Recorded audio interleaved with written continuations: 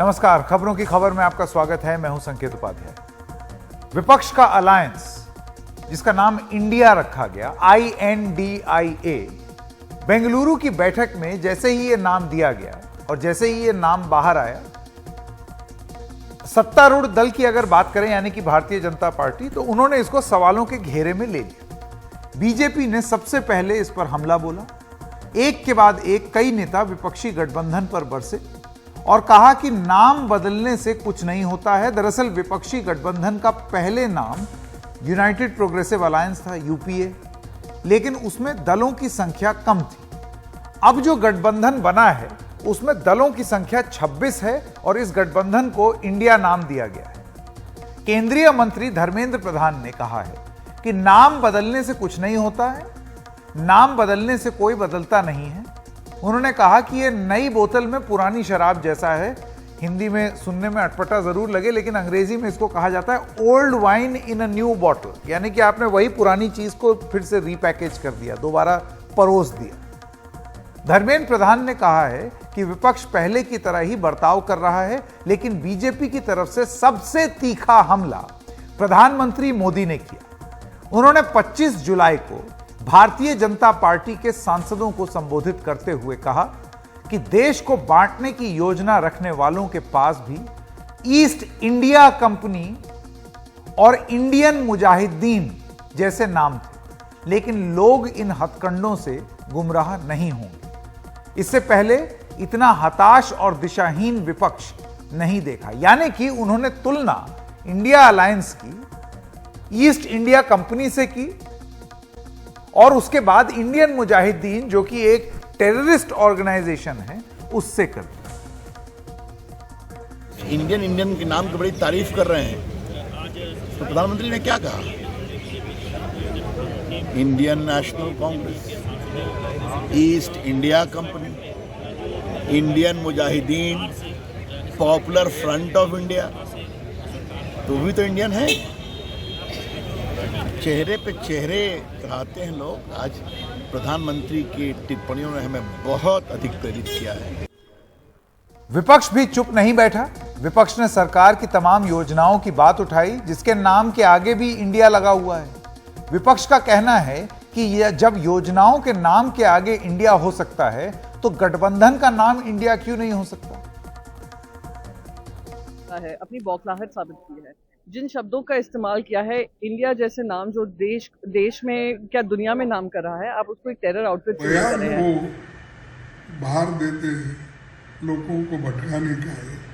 अंदर आके आप अपनी बात रखो। मणिपुर पे ठीक से चर्चा होने दो। हम 267 इसलिए लाए हैं राज्यसभा में, हम वोट ऑफ नो कॉन्फिडेंस नहीं ला सकते, और हम यहाँ पर सिर्फ 267 के तहत ही चर्चा बड़ी विस्तार से कर सकते हैं। अब इस मामले में वरिष्ठ वकील और भारतीय जनता पार्टी के राज्यसभा सांसद महेश जेठमलानी ने एक नया ही एंगल पेश कर दिया है। उन्होंने इंडिया नाम रखने पर विपक्षी गठबंधन को आड़े हाथों लिया है और कहा है कि कानून के मुताबिक यह गलत है और सरकार को कानून के हिसाब से कार्रवाई करनी चाहिए। क्या कहा उन्होंने, आइए आपको वो बता दें। महेश जेठमलानी ने ट्वीट किया है कि यह देश के लिए बहुत बड़ा कलंक है कि उसका नाम उस गठबंधन के लिए अपनाया जा रहा है जिसके लगभग सभी दलों के नेता भ्रष्टाचार से जुड़े आपराधिक मामलों में शामिल। इस सत्र के शुरू होने के बाद और उसके बाद से संसद में उस गठबंधन के सदस्यों का अपमानजनक व्यवहार जले पर नमक छिड़कने जैसा है। भारत सरकार को प्रतीक और नाम अनुचित उपयोग की रोकथाम अधिनियम 1950 का परीक्षण करना चाहिए। इस एक्ट की धारा 3 की एंट्री 6 के मुताबिक रिपब्लिक या यूनियन ऑफ इंडिया के नाम के इस्तेमाल पर रोक है। राजनीतिक उपयोग के लिए उस नाम का इस्तेमाल करना अनुचित है। इस अपराध के लिए 500 रुपए की ही सजा है। केंद्र सरकार के लिए इस मामले में केस चलाना चाहिए केंद्र सरकार को, और सजा दिलवानी आसान है। इसके बाद जिन्होंने भी INDIA नाम का इस्तेमाल किया है वो दोषी होंगे। सरकार को इसके साथ ही इस एक्ट में संशोधन का प्रस्ताव जल्द लाना चाहिए जिसमें 6 महीने की कारावास की सजा की बात हो। यानी कि महेश जेठमलानी की दलील यह है कि जो कानून अभी है उसमें भी संशोधन किया जाए और 6 महीने के लिए सजा हो जाए इंडिया नाम रखने के लिए। 6 महीने की सजा का वो प्रावधान कह रहे हैं कि हो, अभी नहीं, अभी 500 रुपए का फाइन है, जुर्माना है। अब इस पर फैसला तो सरकार करेगी, लेकिन कई सवाल उठने लगे हैं। ये जो महेश जेठमलानी कह रहे हैं कि इंडिया का नाम दुरुपयोग हो रहा है, तो इस वजह से इसमें कार्रवाई होनी चाहिए। एक तो इस पर रोक हो और दूसरी चीज सजा हो। सवाल क्या है, आइए आपको स्क्रीन पर वो दिखाते हैं। सवाल नंबर 1, क्या सरकार इंडिया नाम रखने पर वाकई कार्रवाई कर सकती है? क्योंकि अगर ऐसा है तो इस देश में बहुत सारी कंपनियों के नाम के आगे पीछे इंडिया लगा हुआ है।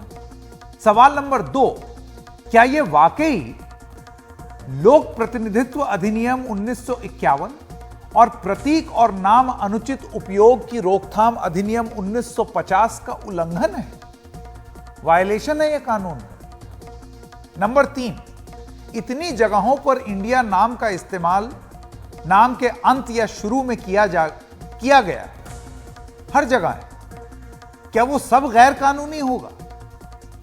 नंबर 4, इंडिया की तरह ही कई राजनीतिक दल के नाम में भारत या हिंदुस्तान का भी इस्तेमाल है, क्या महेश जेठमलानी के हिसाब से वो भी गलत है? अब इस हिसाब से तो Bharatiya Janata party, Hindustan Awam Morcha, Indian national Lokdal, जितने भी इंडिया, हिंदुस्तान, भारत नाम हैं, ये तो सभी उस घेरे में आ जाते हैं। तो क्या महेश जेठमलानी ये कह रहे हैं कि कोई भी वो नाम नहीं रख सकता? सवाल नंबर 5, क्योंकि महेश जेठमलानी हो सकता है पलट करके ये बोले, मैंने तो ये कहा है कि ये इनके नेता जो हैं, उनके बहुत सारे ऐसे लोग हैं जो जिनके खिलाफ आपराधिक मुकदमे हैं, इस वजह से ये इंडिया की बेइज्जती। तो महेश जेठमलानी लिखते हैं कि इंडिया गठबंधन में बहुत सारे लोगों के खिलाफ। इस सवाल को जरा फिर से रिफ्रेश करते हैं ताकि आप पूरा सवाल देख सकें। ये सेकंड पन्ना स्क्रीन पर आ रहा है, इसको शुरुआत से लगाते हैं। सवाल नंबर 5, महेश जेठमलानी लिखते हैं कि इंडिया गठबंधन में बहुत सारे लोगों के खिलाफ आपराधिक मुकदमे और संसद को न चलने देने के आरोप हैं, लिहाजा ये इंडिया नाम का दुरुपयोग है। लेकिन क्या यह सच नहीं है कि आपराधिक मामले तो उनकी पार्टी के कई नेताओं पर भी हैं?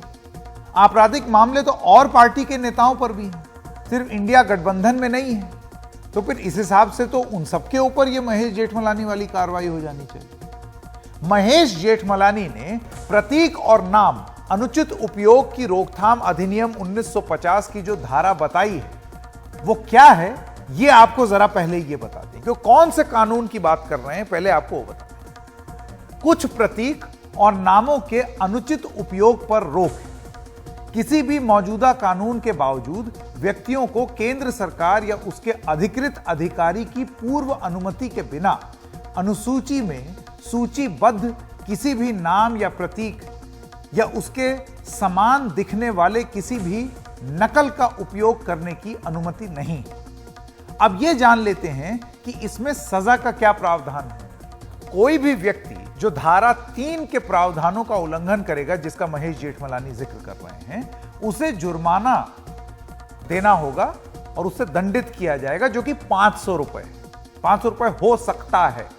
महेश जेठमलानी ये कह रहे हैं कि इसमें आप संशोधन कीजिए, इसको बढ़ा करके 6 महीने का जेल टर्म रखिए।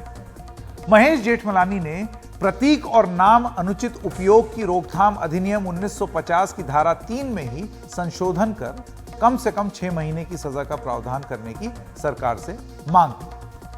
वैसे जो विपक्ष ने मोर्चा बनाया है उसका पूरा नाम Indian national development inclusive alliance है, जिसका शॉर्ट फॉर्म यानी कि संक्षिप्तकरण इंडिया है, INDIA।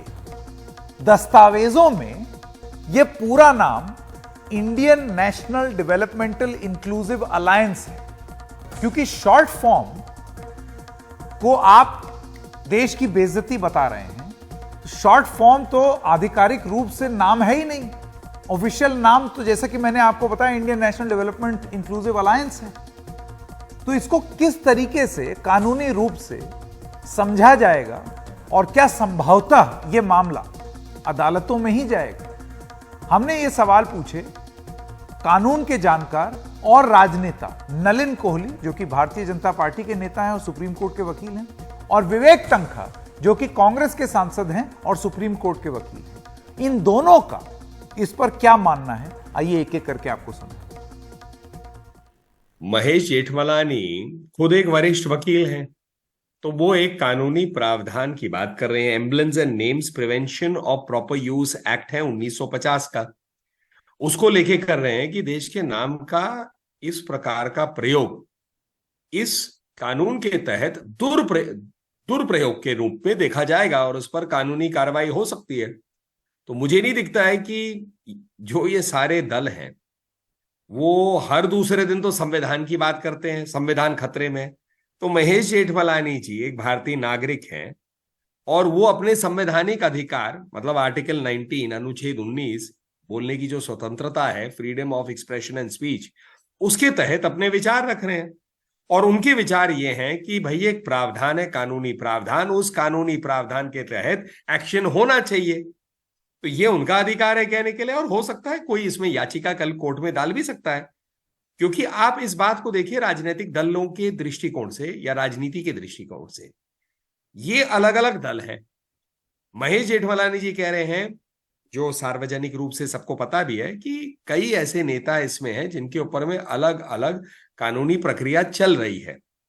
फिर वो कहते हैं हम इंडिया है, मतलब आप कहते हैं हम इंडिया है, क्यों? हम देश हैं, आप देश तो है नहीं।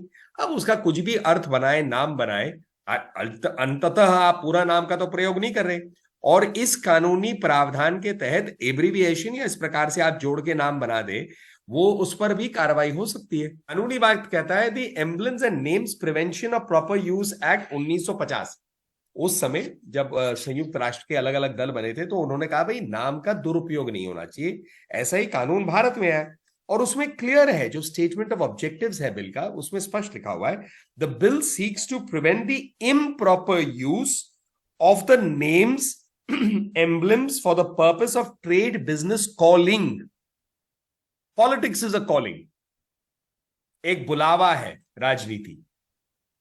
राजनीति बिजनेस नहीं है, ट्रेड नहीं है, व्यवसाय नहीं है, लेकिन एक बुलावा है। तो नाम का दुरुपयोग ना हो किसी भी बुलावे में, तो राजनीति तो ऐसा है। फिर उसके तहत अगर आप आगे बढ़ते हैं तो सेक्शन 3 में भी वही लिखा हुआ है और इस पे कानूनी कार्रवाई हो सकती है। अब विवेक तन्खा जी भी एक वरिष्ठ वकील होकर कहते हैं नहीं कुछ नहीं होता, तो कल को याचिका आ जाए वो कांग्रेस पार्टी की तरफ से, जरूर इस पर बहस कर सकते हैं। अगर कोई याचिका नहीं कोई डालते हैं तो विषय अपने आप ही खत्म हो जाएगा। ये जो स्टेटमेंट है महेश जी का, it is I think more of a political statement है, ये लीगल स्टेटमेंट कम है। अगर आप थोड़ा सा भी अगर एक्ट को देखेंगे, emblems and names prevention of improper use act 1950, इस एक्ट में दो चीजें प्रोहिबिटेड है। Prohibition of improper use of certain emblems and names, और दूसरा registration of those names. Use में उन्होंने बोला है कि जो चीजें शेड्यूल में मेंशन्ड है उनको आप यूज नहीं कर सकते। फर्स्ट ऑफ ऑल मेरा ये ऑब्जेक्शन है कि ये तो एक्रोनिम है, ये तो नेम भी नहीं है। India is an acronym for the alliance of opposition party, it's not a name. It happens to read like India, but that apart, अगर आप शेड्यूल भी देखेंगे of this prevention of improper use act 1950, उसमें the name is Republic of India, not India. It is India is not prohibited. Republic of India is prohibited. Number 3, अगर आप आगे बढ़ेंगे, there are 2 judgments of Kerala High Court. First judgment of Kerala High Court जो है वो 12 July 21 का है, where specifically it deals with alliance names. कहते हैं alliance का कुछ भी नाम हो सकता है, and it can't be objected to before election commission. मैंने सुना है ये कोई इलेक्शन कमीशन के सामने बीजेपी की तरफ से या उनके फ्रेंड की तरफ से कोई एप्लीकेशन लेटर रिप्रेजेंटेशन दिया गया है ऑब्जेक्टिंग टू दिस नेम। तो केरल हाई कोर्ट ऑलरेडी इस पे जजमेंट दे चुका है 12 जुलाई 21 को कि अलायंस का कोई नाम का रिक्वायरमेंट नहीं होता फॉर रजिस्ट्रेशन। अलायंस के जो पार्टीज होती है उनके नेम्स रजिस्टर्ड होते हैं विद द पॉलिटिकल पार्टी। उनका जो जॉइंट नेम होता है इट डजंट नीड रजिस्ट्रेशन, ये तो पब्लिक कंजम्पशन के लिए होता है। So this is an acronym for the alliance name. Number 2, इसका कोई कमर्शियल पर्पस भी नहीं है। और नंबर 3, आप ये जो वर्ड इंडिया है it is a generic name. अब आपके टीवी चैनल्स हैं, India TV, India news, India today, आपके न्यूज़पेपर्स हैं, times of India, Indian express, नए टीवी चैनल्स हैं, भारत एक्सप्रेस, भारत 24। तो ये वर्ड इंडिया कैसे यूज कर रहे हैं? Because it's a generic name, anybody can use this name. Similarly मैं तो कहूंगा Indian national Congress, India word तो इंडियन नेशनल कांग्रेस से जुड़ा है, it's a registered title which is protected by election commission. Bharatiya Janata party Bharat से कनेक्टेड है, भारतीय जनता पार्टी वर्ड, तो भारतीय जनता पार्टी का भारत का नाम भी नहीं होना चाहिए भारतीय जनता पार्टी के साथ। Communist party of India, why do you say communist party of India? तो India word, Bharat word is a generic word, कोई भी यूज कर सकता है। And in this case it's an acronym. More than that, BJP कहती है कि उनका सिंबल है कमल। ना, kamal is not a notified emblem, but public perception में kamal is like a national flower. अब BJP should not be using Kamal as its symbol, election symbol, which is a national flower. तो अब आप ये समझ लीजिए कि आने वाले कुछ दिनों में अब ये इंडिया अलायंस का जो नाम है इसको लेकर के भी अभी बवाल होने वाला है। आपने देख लिया वो जो कानूनी दलील दोनों दे रहे थे, नलिन कोहली ने अपनी तरफ से दी, इधर से विवेक तंखा ने दी। अब यही मुद्दा जो है ये और आगे बढ़ेगा क्योंकि लोग अपना अपना तर्क देंगे। ये कानून का उल्लंघन है या नहीं, अब आप इस पर हमने पृष्ठभूमि दे दी, कानून बता दिया। अब आप बेहतर जानेंगे कि ये कितना कानूनी है, कितनी राजनीति है, अपना मत खुद बनाइए। लेकिन आइए एक दूसरी खबर का रुख करते हैं। सरकार की कोशिश है कि दुनिया की फार्मेसी के रूप में देश की पहचान बने। यह कोशिश शानदार है, बिल्कुल होना चाहिए। भारत ने कोरोना वैक्सीन कई देशों को बेहद कम कीमतों में मुहैया कराई। इसमें अफ्रीकन देश भी शामिल है।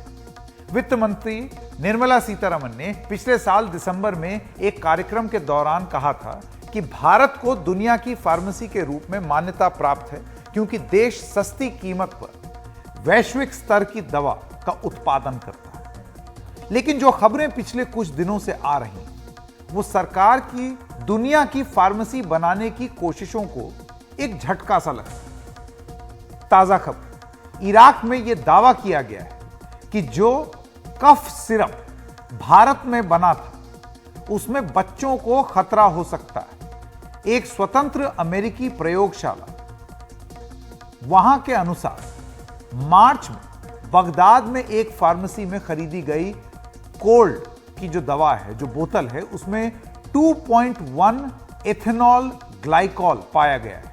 यह व्यापक रूप से स्वीकृत सीमा का लगभग 21 गुना है। यह दावा किया गया है कि एक निश्चित मात्रा से अधिक होने पर मनुष्यों के लिए घातक और जहर के समान है। जांच करने वाली एजेंसी ने परीक्षण के परिणाम 8 जुलाई को विश्व स्वास्थ्य संगठन के साथ साथ इराकी और भारतीय अधिकारियों के साथ भी साझा किया। हालांकि अभी तक इस मामले में किसी सार्वजनिक अलर्ट या रिकॉल की घोषणा नहीं की गई।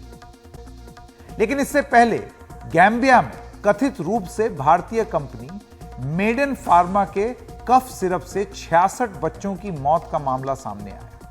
यह मामला अक्टूबर 2022 का है। इस मामले में सरकार ने कमेटी बनाई। सूत्रों के मुताबिक सरकार की ओर से गठित कमेटी ने जांच पूरी की। सूत्रों के मुताबिक जांच से जुड़े अधिकारियों को कुछ भी ऐसा नहीं मिला जो गलत हो। सूत्रों के मुताबिक कफ सिरप के मैन्युफैक्चरिंग यूनिट में रखे गए चारों कंट्रोल्ड सैंपल जांच में पास हुए। यह रिपोर्ट सरकार को सौंपी जा रही है, लेकिन जब तक आदेश नहीं आता कंपनी की मैन्युफैक्चरिंग को बंद रखा गया है। सूत्रों का यह भी कहना है कि जांच अधिकारियों ने बताया है कि गैम्बिया सरकार की अपनी फाइंडिंग्स हो सकती है, लेकिन हमारे यहां कोई गड़बड़ी नहीं मिली। अगर गैम्बियन सरकार से कोई सवाल या कम्युनिकेशन आता है तो हम अपनी रिपोर्ट के हिसाब से जवाब दे देंगे। इंडोनेशिया में कई बच्चों की मौत के बाद उन्होंने सभी तरह की कफ सिरप पर रोक लगाई। इस मामले में WHO जांच कर रही है और उन्होंने कई कफ सिरप पर सवाल उठाए हैं। हालांकि इंडोनेशिया में हुई मौतों का गैम्बिया से कोई संबंध नहीं है। यह कहना था इंडोनेशिया के अधिकारियों का कि वो गैम्बिया से कोई कफ सिरप नहीं मंगा। उज्बेकिस्तान में भी कफ सिरप से बच्चों की मौत के मामले में जांच हो रही है। भारतीय नियामक दवा कंपनियों का निरीक्षण कर रहे हैं। 26 जुलाई सरकार ने संसद में क्या बताया, आपको वो बता। विश्व स्वास्थ्य संगठन द्वारा अप्रैल में मशाल द्वीप और माइक्रोनेशिया में पाए जाने वाले कफ सिरप के खराब पाए जाने के बाद भारत ने एक दवा निर्माता कंपनी का लाइसेंस निलंबित कर दिया है। आइए सुनते हैं कि इस पूरे प्रकरण पर दिनेश ठाकुर, जो कि एक हेल्थ एक्टिविस्ट हैं, वो क्या समझते हैं। देखिए, जैसे आपने कहा कि ये पहली घटना नहीं है। भारत में भी 5 बार हो चुकी है। पिछले साल हमने सुना ऐसी घटना के बारे में गाम्बिया में, उज्बेकिस्तान में। तो मुझे मतलब ये कोई मतलब अचरज वाली बात नहीं है, क्योंकि हमारे सिस्टम्स और हमारी प्रोसेसेस इतनी खोखली हो गई हैं कि जो देश हमसे दवाइयाँ खरीदते हैं वो सोचने लगे हैं कि भैया इनसे दवाइयाँ खरीदने चाहिए कि नहीं, क्योंकि हम लोग अपनी ड्रग सप्लाई को, अपनी इंडस्ट्री को प्रॉपर्ली रेगुलेट नहीं कर रहे हैं। देखिए क्या हुआ ना, कल लोकसभा में एक बिल पास किया गया है बगैर डिबेट के, जिसका नाम है जन विश्वास 2023 वाला बिल। और एक कानून उसमें ये भी किया है कि अभी जो कानून है हमारा ड्रग्स एंड कॉस्मेटिक्स एक्ट, वो ये कहता है कि अगर आप पे ये आरोप सिद्ध हो जाए कि आपने गलत गुणवत्ता की दवाई बनाई है, तो आपको 1 साल से 2 साल तक जेल की सजा हो सकती है, कारावास हो सकता है। अब गवर्नमेंट ने ना इसको ईज ऑफ डूइंग बिजनेस के बताते हुए ये जो प्रोविजन है कि अगर कोर्ट में ये सिद्ध हो जाए कि आपने गलत गुणवत्ता की दवाई बनाई है, इस ऑफेंस को डिक्रिमिनलाइज कर दिया है। क्योंकि अभी तो लोकसभा में पास हुआ है, राज्यसभा जाएगा बिल ये। पर इसमें क्या हो गया कि गवर्नमेंट ने कहा है कि अगर आप कोर्ट में ये सिद्ध हो जाए कि अगर आपने गलत गुणवत्ता की दवाई बनाई है, तो आप सिर्फ पैसों का जुर्माना भर के ना निकल जा सकते हो, आपको जेल नहीं होगी। तो जो थोड़ी बहुत मतलब डिटरेंट थी हमारे पास इन कंपनियों को रोकने के लिए कि आप गलत गुणवत्ता की दवाई बनाओगे तो आप पे कार्रवाई होगी, आप जेल भी जा सकते हैं, वैसे कुछ होता नहीं है। मैंने कई ऐसे जजमेंट बताए हैं अपनी किताब में जहां पे ये प्रूव होने के बाद भी कोर्ट में कि कंपनियां जो गलत गुणवत्ता की दवाइयां बनाती हैं, उनके बाद भी इनको कोई मतलब कारावास नहीं होता है, जेल ही होती है। पर अब जो लॉ में प्रावधान था उसको भी हटा रहे हैं। तो ऐसे कई चीजें हैं जो गलत हो रही हैं। इस कारण मैंने कहा था कि ये बिल जो है, जो लिखा गया है, ये पूरी इंडस्ट्री को प्रोटेक्शन देने के लिए लिखा गया है। अब आप 2020 की जो कंप्यूटर महामारी कंट्रोलर और ऑडिटर जनरल की रिपोर्ट देखिएगा, जो सेंट्रल गवर्नमेंट प्रोक्योरमेंट स्कीम में के बारे में है, अभी पब्लिश हुई है 1 महीने पहले। आप जाइए CAG के वेबसाइट पे और उसकी रिपोर्ट को देखिएगा। उसमें ये लिखा गया है कि बड़े शहरों में, मुंबई, दिल्ली, कलकत्ता में लाखों दवाइयां ऐसी बेची गई हैं। सेंट्रल गवर्नमेंट हेल्थ स्कीम के जो लोग हैं, जो फॉर्मर आर्मी के लोग हैं, जो ब्यूरोक्रेट्स हैं, जो रिटायर हो चुके हैं, जिनको ये सेंट्रल गवर्नमेंट हेल्थ स्कीम से फायदा मिलता है, उनको ऐसी दवाइयां बेची गई है जो बाद में पाई गई कि सब स्टैंडर्ड है। और CGHS ने कुछ किया ही नहीं उसके बारे में। लोगों को पता तक नहीं लगा कि जो दवाइयां वो ले रहे हैं ये भारत सरकार की स्कीम है। इस स्कीम के अंदर उनको गलत गुणवत्ता की दवाइयां दी जा रही है। ऐसे क्यों होता है? क्योंकि हमारा जो लॉज है, हमारे जो कानून है, उसमें ऐसे कोई प्रावधान नहीं है कि इन लोगों को बताया जाए कि भैया आप लोगों को जो दवाई ले रहे हो आप अपने ब्लड प्रेशर के लिए, अपने डायबिटीज के लिए, वो जब दवाई काम नहीं करती है और ऐसे सिचुएशन में हानिकारक भी हो सकती है, ये आपको बताया तक नहीं जाता। और ऐसे समय में अगर हम हमारे कानून को डिलीट कर रहे हैं तो क्या संदेश दे रहे हैं हम लोग हमारी जनता को? देखिए, जो कानूनी व्यवस्था है वो कानून पे चलती है। अगर आपके कानून इतने सख्त नहीं होंगे कि आप लोग ऐसे कंपनीज को जो गलत गुणवत्ता की दवाइयां बनाते हैं उनको आप पनिश नहीं करोगे, उनको ये दिखाओगे कि नहीं कि भैया हम अगर आप गलत काम करते हो तो आपको उसकी सजा भुगतनी पड़ेगी, तो वो लोग और मतलब ढीला होता जाएगा ये जो प्रावधान हमारे पास है। कोर्ट लॉ को देखते हैं, कोर्ट देखते हैं कि भाई हमारे लॉ में लिखा क्या है, उसी के हिसाब से तो सजा मिलती है। जब आप ये कह रहे हो कि अगर कोर्ट में ये प्रूव हो जाए, ये सिद्ध हो जाए कि आपने गलत गुणवत्ता की दवाई बनाई है, उसके बावजूद भी आपको कोई मतलब इंडिविजुअल सजा नहीं मिलेगी, आप जेल नहीं जाओगे, तो जो गलत गुणवत्ता की दवाइयां जो बना रही है कंपनीज, उनके लिए क्या है, कॉस्ट ऑफ डूइंग बिजनेस हो जाएगा। वो कहेंगे भैया ठीक है 1 लाख रुपए दे के हम लोग निकल जाएंगे। तो ये चीजें जो है ना, हम लोग हमारे जो प्रतिनिधि होते हैं, जो लोकसभा जाते हैं, राज्यसभा जाते हैं, इनको पढ़ना चाहिए इस बिल के बारे में, क्या लिखा है, कैसे लिखा है, इसका इम्पैक्ट क्या होगा सोसाइटी के ऊपर। ये बिल पार्लियामेंट्री स्टैंडिंग कमेटी के पास भी गया था, उनके पास भी उन्होंने जब बिल रिव्यू किया और कोई मतलब उसमें चेंज नहीं किया गया। अब देखिए राज्यसभा के पास गया है, देखिए वहां कुछ हो सकता है क्या। आइए रुक करते हैं अगली खबर। मथुरा में एक हफ्ते में दूसरी बार बाढ़ का खतरा है। मथुरा आगरा में यमुना ने खतरे की सीमा लांघ दी। यमुना नदी का जलस्तर बढ़ने की वजह से कई इलाकों में पानी भर गया है। कई जगहों पर लोग अपने घर छोड़ छोड़कर सुरक्षित जगहों पर जा रहे हैं। और ये तो एक अजीब सी तस्वीर स्क्रीन पर आई, जिसमें आप देख रहे हैं इतना पानी भरा हुआ है कि एक पुलिस की जीप ही फंस गई उसमें।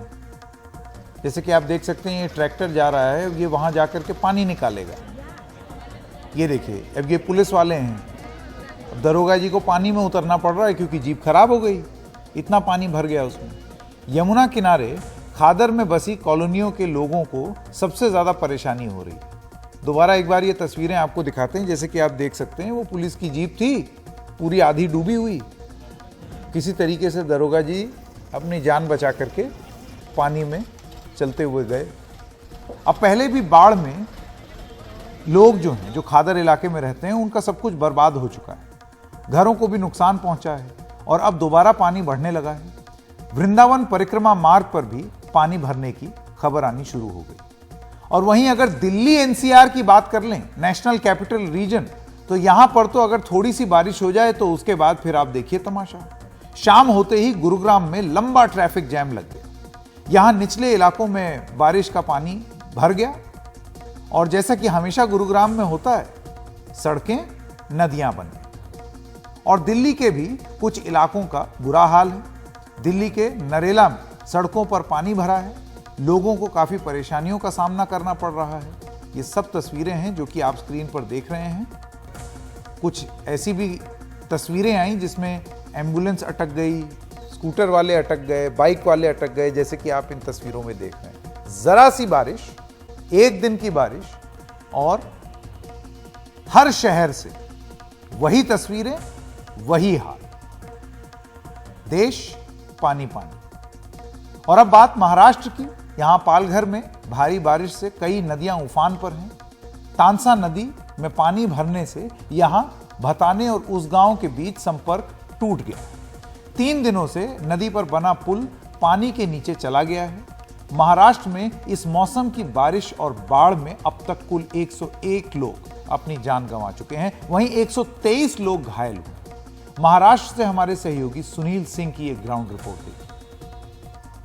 मुंबई और आसपास के इलाकों में बारिश ने पिछले सप्ताह से जो जोर पकड़ा है तो अभी तक थमा नहीं है। हालांकि मुंबई में आज येलो अलर्ट है और साथ ही पड़ोस के ज़िले पालघर में भी येलो अलर्ट है। लेकिन इस समय मैं पालघर ज़िले में हूँ। मुंबई में तो स्थिति सामान्य है, लेकिन पालघर ज़िले में देखें तो भारी बारिश से जो एक तरह से जनजीवन वो अस्त व्यस्त होता हुआ यहाँ पर दिखाई पड़ रहा है। दरअसल हम जहाँ पर खड़े हैं ये है पालघर ज़िले का वसई शहर और वसई पूर्व में हम खड़े हैं। और ये जो सड़क है ये स्टेशन की तरफ जाती है, वसई स्टेशन, और वहाँ से आती है। लेकिन देखिए ये एवरसाइंस सिटी के पीछे ये सड़क किस तरह से जलमग्न हो गई है। यहाँ पर सड़क पर पानी जमा हो गया है, लिहाजा जो गाड़ियाँ हैं इस सड़क में से ही कई ग्रामीण इलाकों के संपर्क टूट गए हैं बताए जा रहे हैं, और जो निचले इलाके हैं उनको, गांव वालों को खाली करने के लिए फ़िलहाल कर दिया गया है। तो फिलहाल भले ही येलो अलर्ट है, लेकिन बारिश तेज़ है, पानी जमा हो रहा है जो निचले इलाकों में, सड़कों पर यह आलम है, तो लोगों को इससे काफ़ी प्रभावित होना पड़ रहा है। और चूँकि बारिश है, पानी जमा हुआ है, तो गड्ढे कहाँ हैं वो दिखते नहीं हैं, तो इस तरह से दुर्घटना होने की भी आशंका बनी रहती है। फिलहाल लोग इसी तरह के माहौल में चल रहे हैं, जी रहे हैं, मन में नाराज़गी भी है, गुस्सा भी है, लेकिन काम है, करना है, मंजिल तक पहुंचना है, लिहाजा लोग इसी में परेशानी उठाते हुए अपना जो है कि जीवन यापन करने के लिए मजबूर हैं। पालघर ज़िले के भी जो नदियां हैं, डैम हैं, वो बहने शुरू हो गए हैं। खास करके सूर्या नदी है, गारगई है, बैतरना है, और तानसा झील जो है वो भी भर कर बह रही है। तो उसका आलम हुआ है, नतीजा उसका यह है कि जो हम फिलहाल यहाँ पर खड़े हैं पालघर ज़िले में, ये भताने गांव है और सामने जो है उर्स गांव है। ये दोनों को जोड़ने वाला जो पुल है वो तानसा नदी में इस तरह से आई बाढ़ की वजह से पूरा पुल जो है, पुल के ऊपर से पानी बह रहा है, लिहाजा जो संपर्क है दोनों गाँव के बीच का, उर्स गाँव और भताने का, वो टूट चुका है। यहाँ इससे जो गांव वालों को क्या परेशानी हो रही है, कैसे संपर्क टूटा है, तो उन्हें क्या क्या दिक्कतों का सामना करना पड़ रहा है, ये जानने के लिए हम बात करते हैं। हमारे साथ यहाँ पर एक गांव के युवक हैं, कौशिक यादव। कौशिक जी, ये बताइए कि ये जो संपर्क टूट गया है, ये पुल पर पानी, नदी का पानी आने से, ये इससे कितने गांव प्रभावित हुए हैं और किस तरह से परेशानियाँ? यहाँ से 15 से 16 गांव का संपर्क टूट गया है। उस तरफ उस गांव का मतलब एक गांव है, यहाँ तक भताने का गांव है, उससे तानसा नदी के बीच में पांडरतारा पुल है, उसको 3 दिन से यहाँ पानी ऐसा ही बह रहा है। इसके लिए स्कूल जाने के लिए, स्कूल बच्चों के लिए भी बहुत तकलीफ होती है। वो घूम के जाना पड़ता है 10-15 किलोमीटर। यहाँ से तकरीबन 3 तो 4 किलोमीटर रहेगा स्कूल, फिर पानी रहने के बाद 10 तो 15 किलोमीटर घूम के जाना पड़ता है।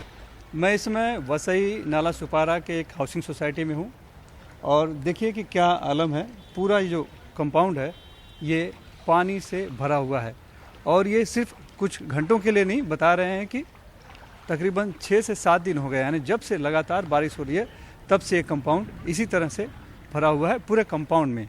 यानी अगर जो भी सोसाइटी में रह रहे हैं उन्हें अगर बाहर जाना है काम से तो इस पानी में से होकर ही जाना पड़ेगा।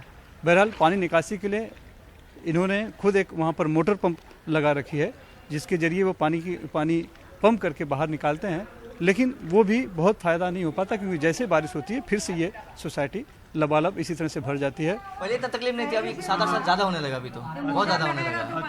बहुत तकलीफ ज़्यादा होने लगा अभी तो, फिलहाल तो 7-8 साल से। तो बाथरूम जो है वहाँ से पानी आता है, बाथरूम से, टॉयलेट से भी, और किचन के तो बेसन अपने नीचे होता है, उससे भी कहाँ एक जगह से समझ सकते, 4-4 ये सामने से वापस। हम एक घर में आए हैं जानने के लिए कि आखिर कैसे लोग इतना, जब चारों तरफ कंपाउंड में पानी भरा है, तो कैसे अपने घर में खास करके थल मंजिल वाले रहते हैं। तो ये घर है, सब कुछ सामान देखिए इन्होंने ऊपर कर रखा है, बेड भी ऊपर कर रखा है, ताकि पानी अगर आए तो ख़राब नहीं हो। खास करके सबसे बड़ी जो समस्या है वो बाथरूम की, लैट्रिन की होती है। रहने की तकलीफ़ है, नहाने धोने हर चीज़ की कहीं ना कहीं तकलीफ़ है, लेकिन बता रहे हैं कि सालों से लोग ऐसी अवस्था में ही यहाँ पर रहने के लिए मजबूर है। 25 साल से आप लोग? मैं सेकंड फ्लोर पे रहती हूँ, यही हालत है, कमेटी मेंबर हूँ। तब से यही हालत है। हाँ, और मैं अकेले रहती हूँ, मेरे को नीचे जाने को नहीं जो मिलता। महानगर पालिका कुछ नहीं करती? अरे 2-3 बार खाली पैसे दे के जाते हैं, एक बार देख के आया है, बाकी कोई नहीं। रुपेश यादव आए थे एक बार। इसका कोई परमानेंट सोल्यूशन निकाला जाए, ऐसा कुछ? अरे वो मोटर लगाया है हम लोग ने, अभी लाख रुपया कहाँ से लगे, इधर सब रिटायर्ड मैन है, सब रहते हैं। फिर बिल्डिंग रीडेवलपमेंट में डालने के लिए हम लोग को अभी ये कर रहे हैं। 30 साल हो गया बिल्डिंग को। मतलब एक ही इलाज है कि बिल्डिंग रीडेवलपमेंट में? बिल्डिंग हमारा ये 2 बार हुआ, सामने का बिल्डिंग। अच्छा, ये तो आप देखिए, ये महाराष्ट्र की तस्वीर, कितना विचित्र देश है। महाराष्ट्र की तस्वीर, गुजरात से कुछ ऐसी तस्वीरें आ रही हैं, अलग अलग जगहों से आपने ये तस्वीरें देखी, दिल्ली, एनसीआर, गुरुग्राम, पंजाब, इन सब जगहों पर बाढ़। जहां पूरे देश में इस तरीके की तस्वीरें आ रही हैं, वहां बिहार में इस साल भी मॉनसून की बारिश औसत से कम होने के कारण किसान परेशान हैं। हालांकि राज्य सरकार ने स्थिति की गंभीरता को देखते हुए अब डीजल अनुदान देने की घोषणा की है, लेकिन अगले 1 हफ्ते में अगर बारिश नहीं हुई तो पूरे राज्य को सूखाग्रस्त घोषित जो है वो किया जा सकता है। आप सोचिए, देश के एक हिस्से में इतना पानी कि घरों में घुसा चला आ रहा है और लोग तकलीफ में हैं, और एक ऐसा राज्य जहां पर सूखाग्रस्त घोषित करने की बात हो रही है।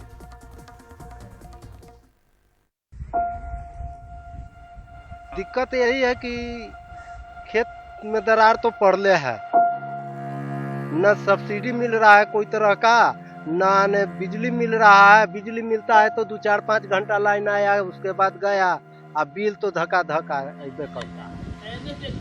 राजधानी पटना से सटे बिक्रम प्रखंड के बगल में हताश किसान।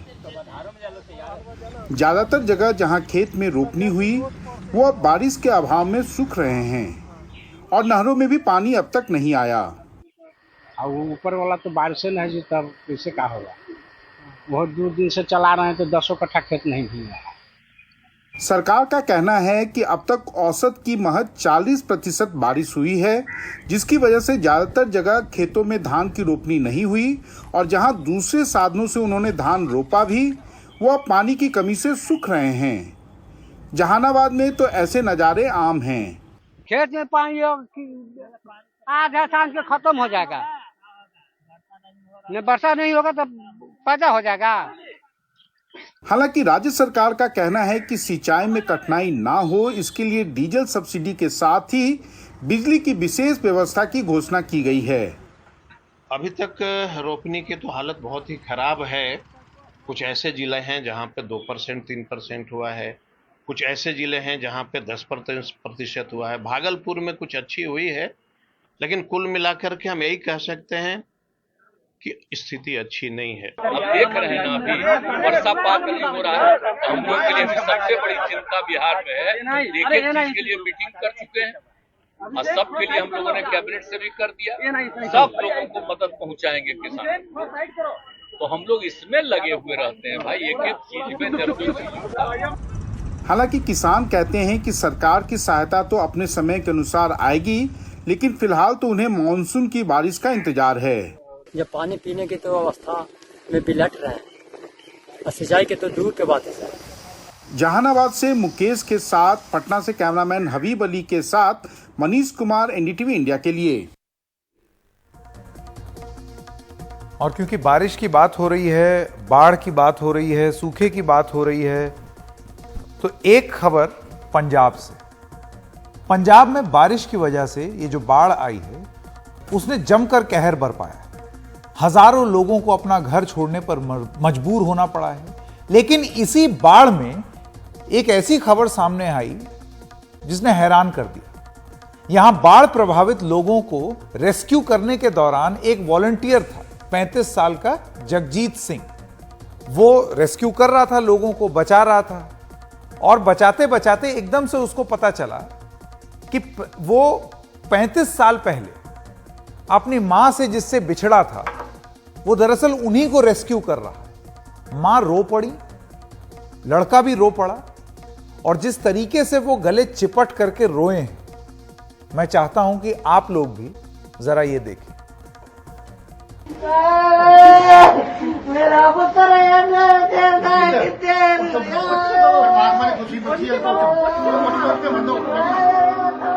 ये आंसू बेहद कीमती है।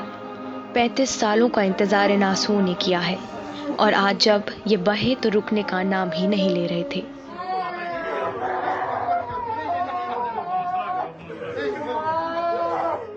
हो भी क्यों नहीं, आखिर एक माँ और उनका बेटा 35 साल बाद मिले। मैंने 20 तारीख को अपनी माँ से मिलना था, और वो रात 35 साल की सबसे बड़ी मेरी रात थी, सालों जैसी। और मुझे खुशी थी कि जिसने मुझे जन्म दिया है, मेरा भगवान, वो मुझे दुनिया में आज सुबह मिलने वाला है।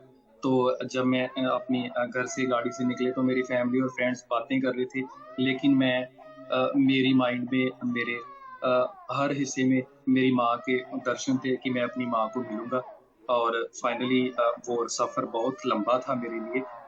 जो डेली मैं अप डाउन करता हूँ, वो सफ़र ख़त्म नहीं हो रहा था, और फाइनली मैं अपनी माँ के चरणों में पहुँच गया। इस मिलन में बाढ़ का बड़ा योगदान है। जिस बाढ़ ने पंजाब में कहर बरपाया है, उसी बाढ़ ने एक माँ को बेटे से मिला दिया। अपनी नानी। यहाँ बाढ़ प्रभावित लोगों के बचाव के दौरान वॉलंटियर जगजीत अपनी मां हरजीत कौर से मिले।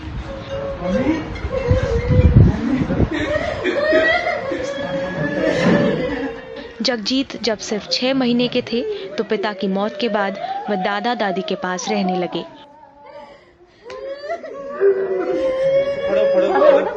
हरजीत कौर ने दूसरी शादी की और फिर वो कभी एक दूसरे से नहीं मिल पाए।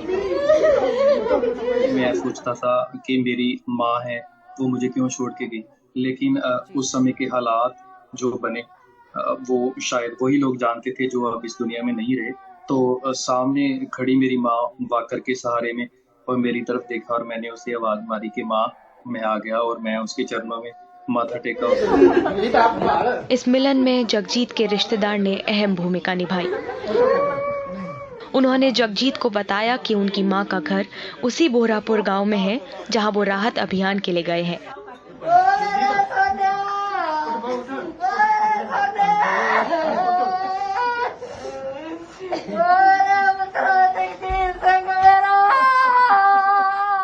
आखिरकार जगजीत ने अपनी मां को पहचान लिया और दोनों एक दूसरे से लिपटकर आंसुओं के सैलाब में खो गए।